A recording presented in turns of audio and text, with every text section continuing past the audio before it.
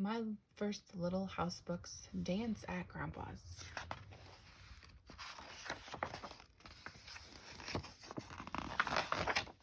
By Laura Ingalls Wilder, illustrated by Renee, Graef.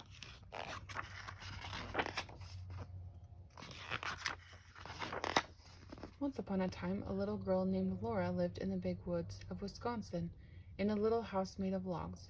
She lived there with her pa, her ma, her big sister Mary, her baby sister Carrie, and their good old bulldog Jack. One winter morning, everyone got up early, for there was going to be a big party at Grandpa's house. While Laura and Mary ate their breakfast, Pa packed his fiddle carefully in its box and put it in the big sled waiting by the gate. The air was frosty cold, but Laura, Mary, Carrie, and Ma were tucked in snug and warm under robes in the sled. The horses pranced and the sleigh bells rang merrily, and they went off through the big woods to Grandpa's house. It did not seem long before they were sweeping into the clearing at Grandpa's house. Grandma stood at the door smiling and calling them to come in. Laura loved Grandma's big house. It was fun to run from the fireplace at one end of the big room all the way to Grandma's soft feather bed on the other side. The whole house smelled good. There were sweet and spicy smells coming from the kitchen and the smell of hickory logs burning with bright, clear flames in the fireplace. Before long, it was time to get ready for the party. Laura watched while Ma and the aunts made themselves pretty. They combed their long hair and put on their best dresses. Laura thought Ma was the most beautiful of all in her green ruffled dress. Soon people began to come to the party. They came on foot through the woods with their lanterns, and they came in sleds and wagons. Sleigh bells were jingling all the time. The big room was filled with the tall boots and swishing skirts, and there were ever so many babies lying in rows on Grandma's feather bed. Laura thought baby Carrie was the prettiest.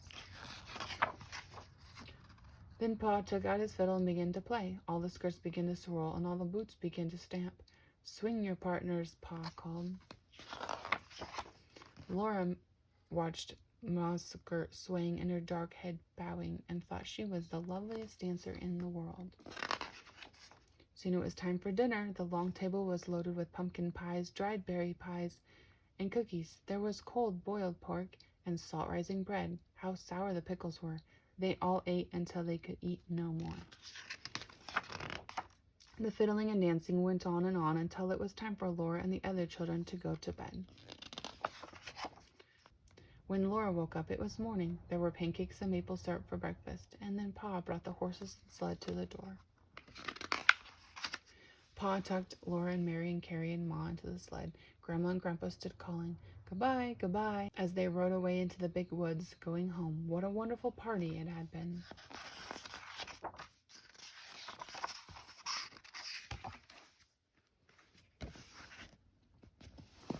And if you like this book, please give me a thumbs up, and in the comments below, let me know of any other books you would like me to read. Please press that subscribe button below so that you can listen to more books. Thanks for watching.